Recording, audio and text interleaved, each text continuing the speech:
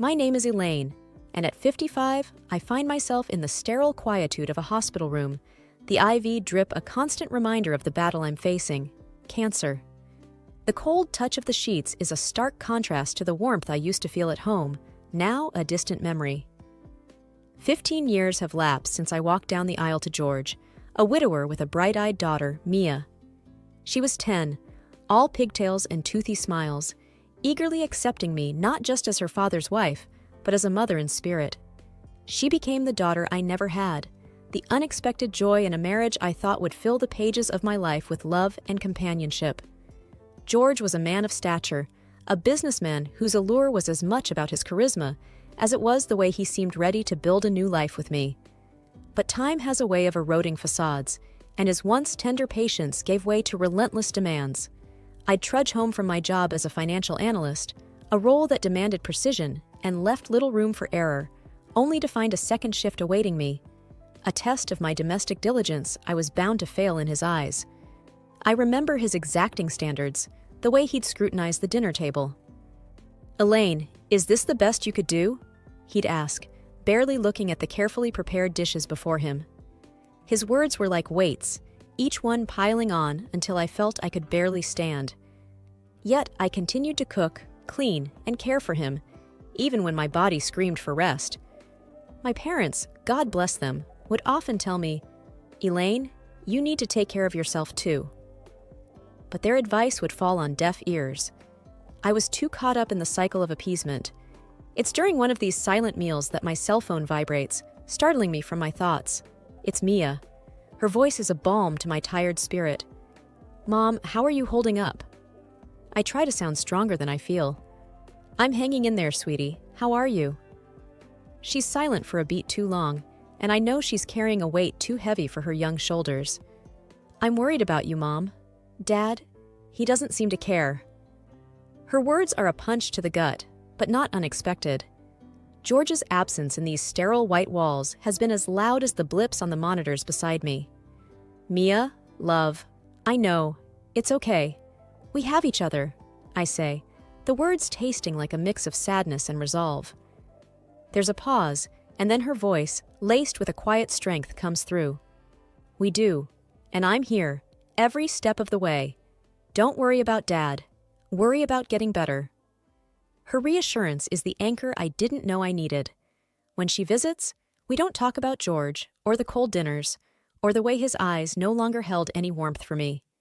Instead, we talk about her job, the books she's reading, the life she's building.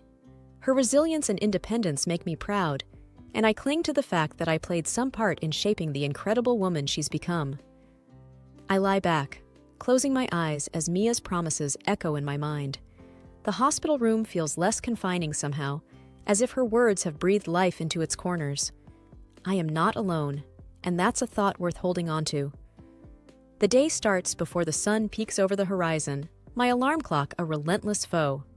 I'm up, pulling on the clothes I laid out the night before, my movements as automatic as the coffee maker that sputters to life in the kitchen. George is still asleep, the rise and fall of his chest the only evidence of life. At work, the numbers and spreadsheets are a welcome distraction. They don't complain, they don't demand, they just exist in their black and white cells, waiting for me to make sense of them. My colleagues are another story, buzzing around with office gossip and weekend plans. "Elaine, you've got to come out with us one of these Fridays," Janet from accounting says, popping her head into my cubicle. I manage a smile, though I can't remember the last time I had plans that didn't involve George or a grocery list. "Thanks, Janet. Maybe next time." She gives me a sympathetic pat on the shoulder before buzzing off to her next conversation. Home again, the routine continues. I'm chopping vegetables for the stew George likes when he walks in, early from work. His mood's a toss-up. I brace myself for whatever version of him is coming through the door. "Smells good," he says, which feels like a small victory. I let out the breath I've been holding. "It should be ready in about an hour," I respond, keeping my tone even. He grunts, disappearing into the living room. The TV comes to life, and I'm left alone in the kitchen with the carrots and potatoes. I find comfort in the rhythm of my knife against the cutting board, a simple, predictable sound. Later, we sit across from each other at the dining table, a chasm of unsaid words between us. He's scrolling through his phone, barely acknowledging the meal. "It's good," he mumbles after a few minutes, but there's a distance in his voice that's become all too familiar. I nod, my own phone lighting up with a text from Mia. "Thinking of you, Mom. Hope dinner went well." I type back a quick, "Love you," and slip the phone back into my pocket. George looks up, eyes narrowing. "Was that Mia?" "Yeah, just checking in," I say, trying to keep the conversation light. He nods, going back to his phone, and we finish dinner in silence. I clean up, the clinking of dishes filling the empty air. Tomorrow will be the same, the grind wearing away like waves on a cliffside, constant and relentless. But tonight, Mia's message is a lifeline, a reminder that not everything is as cold and unforgiving as this routine. There's warmth there, love, and it's enough to keep me going for one more day. The hospital room's constant beeps and murmurs are background noise as I'm lost in thought. It's during one of these quiet moments that Mia walks in, her face etched with worry. I can tell she's bearing a weight, the kind that's ready to topple over. She pulls a chair close to my bed, takes my hand, and sighs deeply. "Mom, there's something you should know," she begins, her voice a mix of anger and sorrow. I squeeze her hand, encouraging her to continue. "What is it, Mia?" "It's about Dad," she pauses, gathering her thoughts. He has someone else." The words hang heavily between us. I had felt the presence of someone in our lives, an invisible intruder, but hearing it confirmed sends a chill through me. "He introduced her to me, Mom," Mia's voice cracks, "as his future wife." The air feels thick, like I'm breathing through cotton. I try to absorb the shock, to maintain some sense of composure for Mia's sake, but inside, I'm reeling. "When?" The word comes out as a whisper. "Last week. He told me he was serious about her," Mia replies, her eyes not leaving mine, a silent apology in her gaze. There's a long pause as I process this betrayal. "Thank you for telling me, sweetheart," I manage to say at last. "How long have you known?" "Just a few days," she admits. "I didn't want to upset you, but I thought it's better you hear it from me." The dull hum of the hospital seems to fade into silence. I'm grateful for her honesty, yet the pain is sharp, unyielding. I nod, feeling an odd sense of calm amidst the turmoil. "We'll deal with this," I say, more to convince myself than to reassure her. Mia leans forward, resting her forehead against our clasped hands. "I'm here for you, Mom, whatever you need." I draw a deep breath, my mind already turning. My husband's betrayal is a deep cut, but I won't let it be the end of my story. There's a plan forming, a way out of the mess he's made. And in this sterile hospital room, with my stepdaughter by my side, I feel the first stirrings of a future where I am no longer in the shadows of a loveless marriage. I will rise from this, with a cunning that's been honed by years of quiet observation. George may have underestimated me, but he'll soon learn that's his mistake. I look at Mia, her strength becoming my own. "Let's start planning," I say, and there's a new determination in my voice. Our bond, unbroken by the lies that surround us, is the foundation we'll build upon. And as Mia smiles, a small, fierce smile, I know we'll win this battle together. The next day, Mia arrives with her laptop tucked under her arm and a look in her eyes that says she means business. She pulls up a chair next to my hospital bed, opens her laptop, and looks straight at me. "Okay, Mom, let's talk strategy," she says with a determined nod. I can't help but smile at her spirit. "I've been thinking about that," I admit. "I want to be fair, but also, I want to protect myself and my future, and yours." Mia nods, her fingers poised over the keyboard. "First things first, we should get a lawyer, someone who can help us navigate the divorce smoothly." I agree. "Yes, a lawyer, and we'll need to gather all the financial documents. I've got most of them at home in the safe." "We can go through them together," Mia offers. "What about the house and the rest of the assets?" "I've been doing some math," I start, feeling the edge of the bed with my fingers. "The house. I think I'll let him have it." Mia frowns, surprised. "Really? Are you sure?" I nod firmly. "I want a fresh start, somewhere new, without the memories. Plus, I've got something he doesn't know about." Her eyebrows raise in curiosity. "What's that?" "The investment account. I say. The one my father helped me set up. It's in his name, technically, but it's mine. There's quite a bit of money there, enough for a new place and a comfortable life. Mia's eyes widen. He doesn't know about that? No, and he won't, I state. That money was from before we married. It's separate, and I want to keep it that way. Mia types away, probably making notes. Got it. We keep that account quiet. We should also think about alimony or any spousal support. I shake my head. I don't want his money, but I won't say no if it's offered. It could be useful. Okay, Mia says. And after the legal stuff is sorted? That's when I start my new life, I say, looking out the window. I want to travel, see places I've always dreamed of. When I'm well, of course. Mia reaches out and squeezes my hand. You'll get well, Mom, and I'll be right there with you wherever you go. I squeeze back, feeling a surge of gratitude for this girl. No, this woman, who's been my rock. We're in this together, I tell her, and it's more than just about the plan. It's about us, our journey ahead, and the unspoken understanding that we're a team now. The afternoon sun casts long shadows across my bed as we continue to plot, not just for the end of my marriage, but for the beginning of something new. Just the two of us, ready to face whatever comes next. A few days had passed since Mia and I had put together a plan. Lying on my hospital bed, I felt a mixture of anticipation and anxiety about setting our plan into motion. Mia walked into the room, her face flushed from the cold outside. All right, it's time, she said, sitting down beside me. Are you sure you're up for this, Mom? I nodded, the IV in my arm a stark reminder of my current weakness, but my resolve was strong. I'm sure, it's now or never. Mia took out her phone, her thumb hovering over the screen.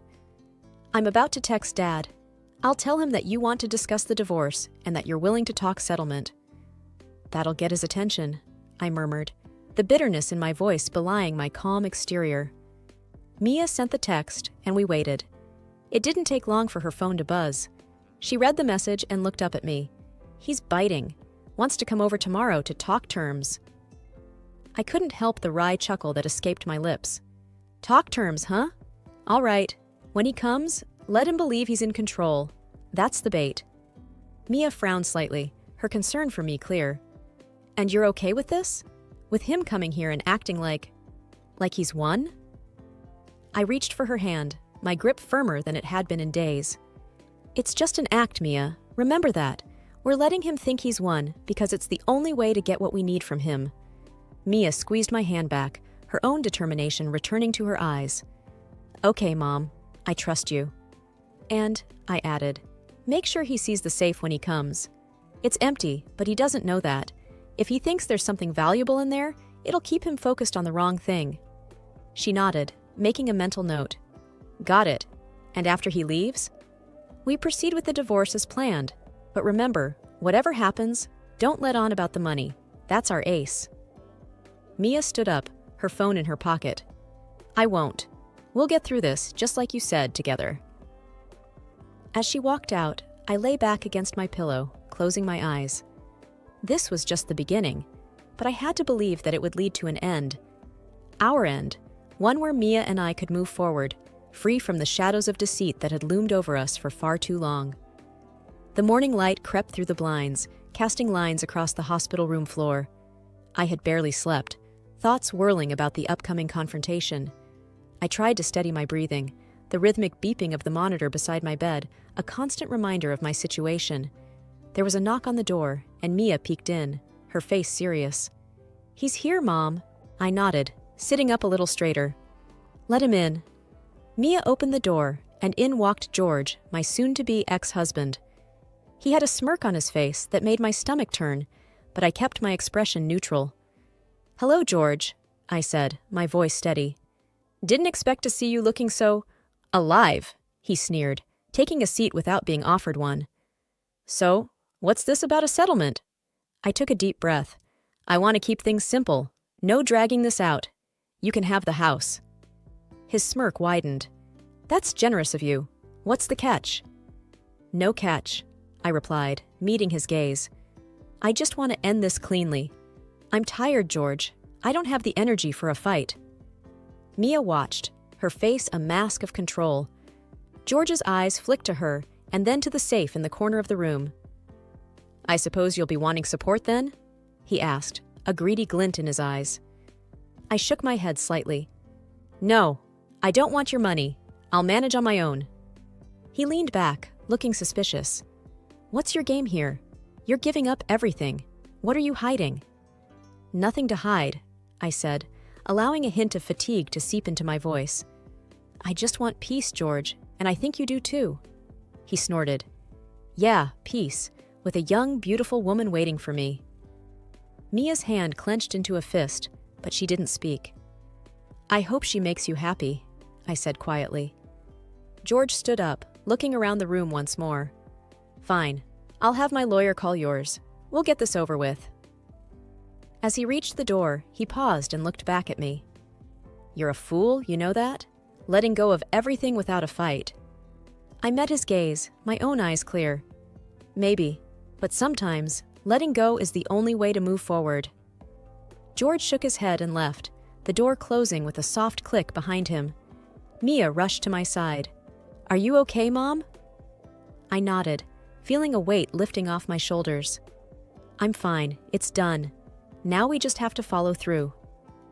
Mia hugged me, her presence a comfort. "You're the bravest person I know." I hugged her back, allowing myself this moment of warmth. Brave? Maybe. But I'm not in this alone, am I? "No, Mom," Mia whispered. "Not alone, never alone." The ink on the divorce papers wasn't even dry when Mia dropped the bomb about the money.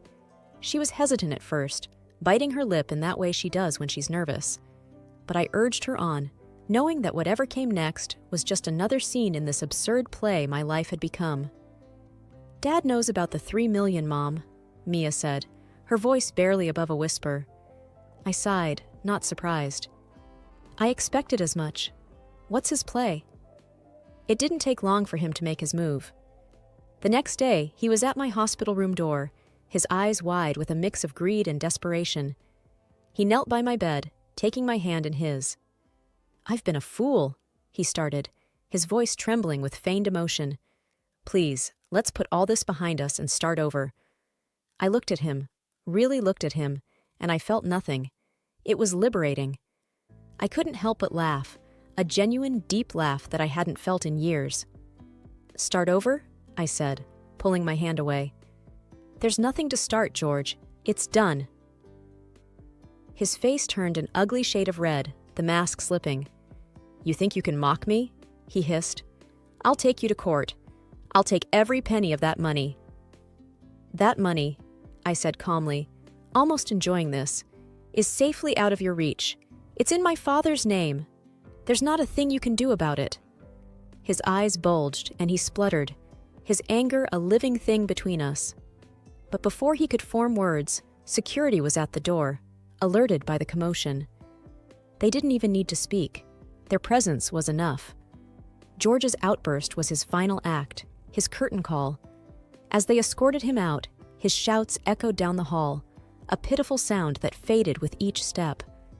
I leaned back against my pillows, a sense of peace settling over me.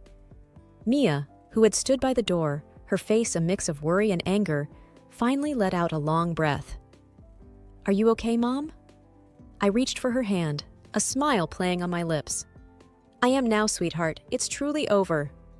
We sat in silence for a moment, the weight of the past lifting, leaving room for something new, something better. And as the door closed on the last vestige of my old life, I felt ready to face a new day. It was a clean slate, a true new beginning, and I was ready to write my own story. Life after cancer, and George felt like stepping out of a long, dark tunnel into sunlight. I bought a house with a big garden, somewhere Mia could visit whenever she wanted, a place that felt like ours, truly ours. One afternoon, Mia and I were sitting on the porch, sipping lemonade and watching the sun dip below the trees. She had been helping me unpack boxes, turning the house into a home. Her laughter was a frequent sound here, echoing off the walls, filling spaces that had known too much silence. "You know, Mom," Mia said, her eyes scanning the yard, "I've never seen you this relaxed." I smiled, feeling the warmth of the sun on my face. I have a lot to be thankful for. I beat cancer, I'm free of George, and I have you. She squeezed my hand. I'm just glad you're finally putting yourself first. You always took care of me, even when I wasn't your responsibility.